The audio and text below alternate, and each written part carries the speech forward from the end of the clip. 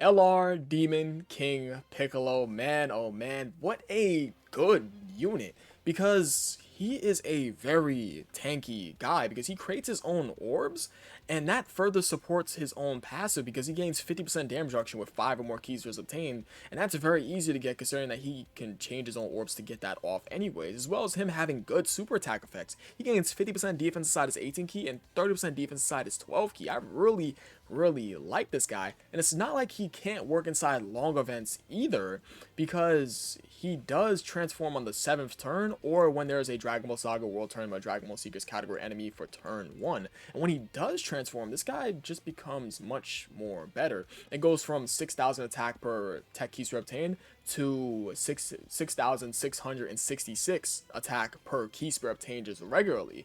Then he gains 66% damage reduction from the start of turn, and then after the 6th turn it becomes unrestricted. This guy is really good, and he still changes his own key spears anyways. Like, could this guy still work in Cell Max? Could he work in Broly? Am I jumping the gun with this guy? I don't know. Because guess what? He literally has Path of Power Goku on the side that can be used with him, no? Because yes, he's on DB Saga obviously, and obviously he is on Dragon Ball Seekers too. Yeah? So he is on Path of Power Goku's 200% leader skill and could be a usable option for Red Zone Broly. Hey, I'm just saying, because he is a extreme tech unit and he can possibly tank Broly's super attacks. It's possible. Hey, I gotta take a look at what this guy can do with Red Zone Broly. What's going on, guys? It's your boy Dev, back with another one of these Dokkan battle videos. Today we're gonna talk about LR Demon King Piccolo. Now, Demon King Piccolo did come out 5 whole days on JP before Extreme Super Battle Road dropped for that specific version, so he was released during the legendary Goku event meta still, and I still think that this guy can actually tank a super attack from LR, no, excuse me, I'm about to say LR UI Goku, but Int UI Goku being the strongest Int enemy in the game in early 2020 at the time, right?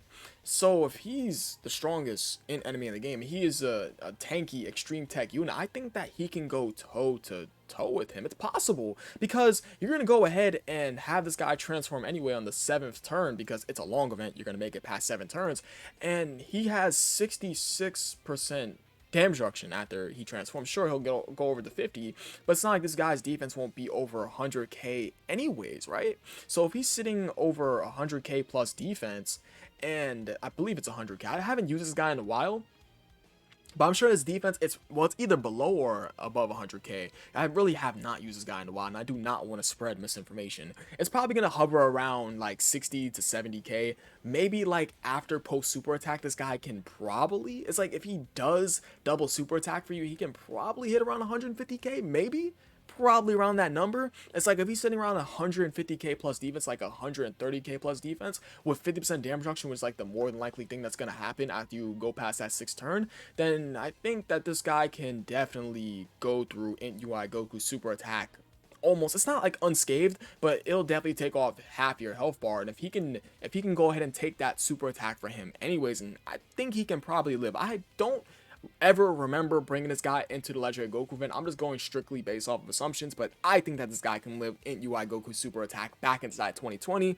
I'm gonna have to go and try that out today, but yes, that is a bold claim that I am making. If this guy can definitely work inside the legendary Goku event, then of course he's definitely going to work inside the new meta content, that being Extreme Super Battle, which will come out 5 days later for this guy. And I think this guy is a very good option for Extreme Super Battle Road when it does come out on Saiyan Day of 2020 for both global and, well, excuse me, global doesn't get Extreme Super Battle Road till literally later on in the year inside September, but for JP, when they do get Extreme Super Battle, I think this guy can definitely work in there because he is a very good defensive option. He literally changes his own key spears to get damage reduction, so he supports his own passive with key spears, which is very good, and he gains defense on both his 12 and 18 key super attack, 50% defense one turn is 18 key, and 30% defense one turn is 12 key, which I really like about this guy. He's a very defensive option. Sure, he's not going to hit hard in either of his forms because he is strictly defense. Like, look at him. It's like, of course he gains attack when he does transform. Like, he gains 50% attack over here and 30% attack over here along with their defense, but it's like he's strictly just defense and his attack doesn't really matter anyways, right? So I think that this guy can definitely work well inside the Legendary Goku event meta because he did come out 5 days before Extreme Super Battle was introduced on JP. And for Extreme Super Battle, I think this guy is helping a lot because he is a Extreme Tech character, and Extreme Tech definitely needed the help back in 2020. So how did this guy perform inside today's meta? So he definitely got a big buff, that being a 200% leader skill to Dragon Ball Seekers and Dragon Ball Saga. So that 200% leader skill being Path of Power Goku, because this guy is DB Saga and this guy is clearly Dragon Ball Seekers. He has, come on now, how is he not Dragon Ball Seekers? He has all these Dragon Balls in front of him. Wishes to be young. You guys know the gist. You watch OG Dragon Ball, you know this moment. Pretty clear as day. So how many 200% leader skills is this guy on? Resurrect the Warriors does not have one. Namekians does not have one. Namekians does not have one. But this guy right here, he is Battle of Wits and Superheroes, and he is very clearly not on Battle of Wits, right? Let me grab this up. It's like, would he be considered not on Battle of Wits, right? Yeah, he is not. Okay, that does make sense. Okay. So for full power, obviously not, because that's for the Super Saiyan 4 Xeno Goku. You guys already know about that. For Dragon Ball Seekers, obviously he's on Path of Power. Goku's 200% leader skill is definitely really nice. I like his addition to the game because him being released in the game actually does make him quite a bit more viable, adding more defense to him with that 30% the stats more for his 200% leader skill anyways. So moving on over, I clicked the whole screen. Moving on over to Time Travelers, he's clearly not in the Time Travelers 200% leader skill because he is not a crossover unit. Terrifying Conquerors, he's not on Transformation Boost. Yeah, he's not on Transformation Boost because he literally just wishes to be younger, right? No, doesn't count to be on Transformation Boost, right?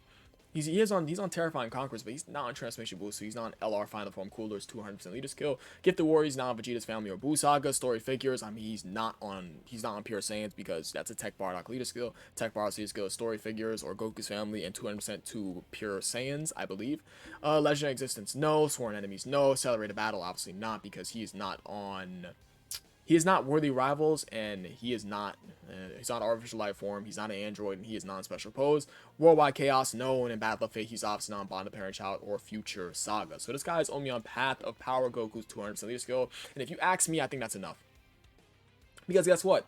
This guy is not only supporting LR Demon King Piccolo in terms of leader skill with that 30% additional for his 200% leader skill, he's also supporting him inside of his passive.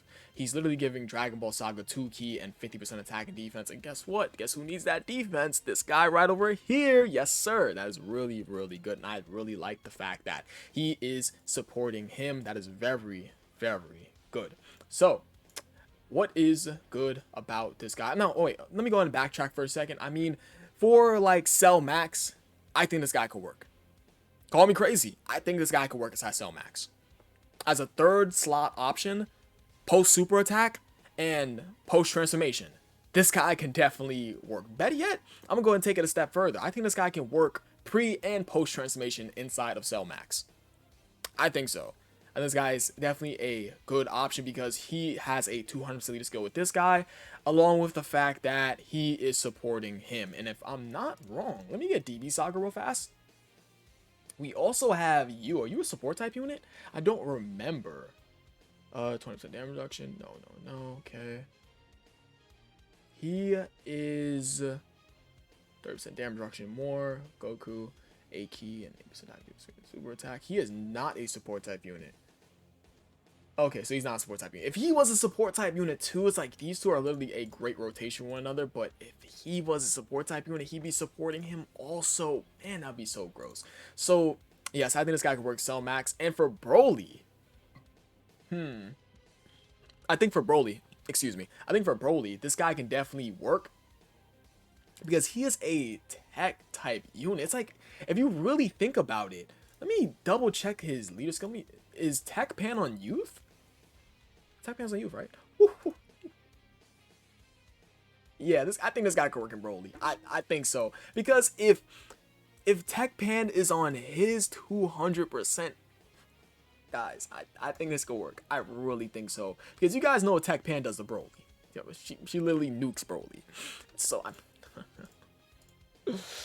Yeah, I think DKP could work for both Broly and Cell Max, just because of Path of Power Goku being in game.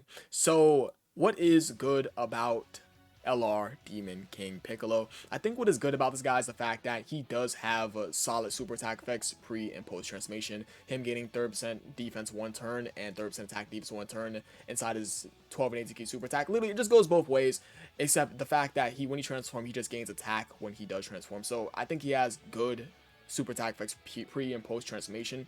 It's just he gains attack with it, as you guys can see. Another thing about him is the fact that pre-transformation he does create his own key spears, so that he does gain 50% damage reduction when he collects those 5 key spears anyways. So the fact that he is supporting his damage reduction key restricted base passive with him creating those key spears to get it is very, very good. When you support yourself in your own passive, that's a W. He creates key spears, gains damage reduction, gains defense on super. This guy is quite good.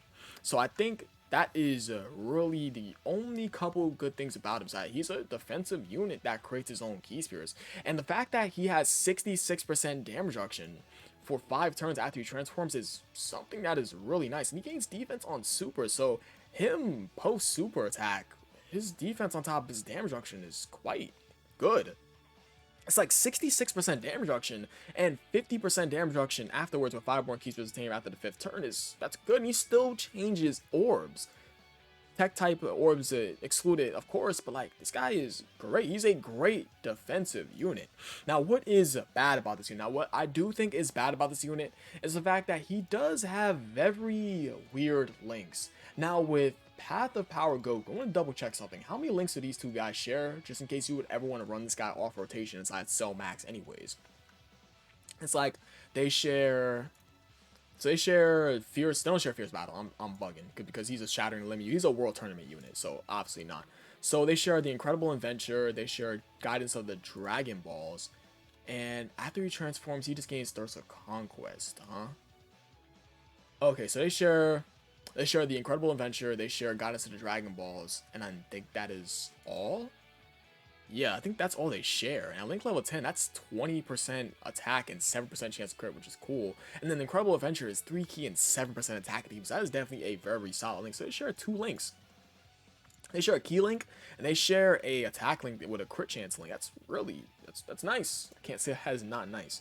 So, what is bad about this unit is the fact that I think this unit can definitely... It's like if you don't get those key spears, this guy can get hurt really badly. But I don't think that's really too much of an issue because he does create enough key anyways. It's only going based off of their RNG factors that if he doesn't create those key spears for you, then this guy can definitely get touched. And when he does transform...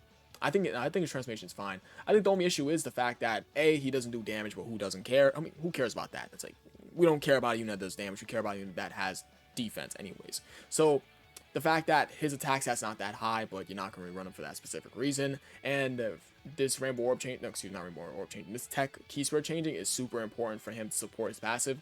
And his links are definitely a bit shoddy because we don't have a crazy Demon King Piccolo in game yet. We're definitely going to get that off.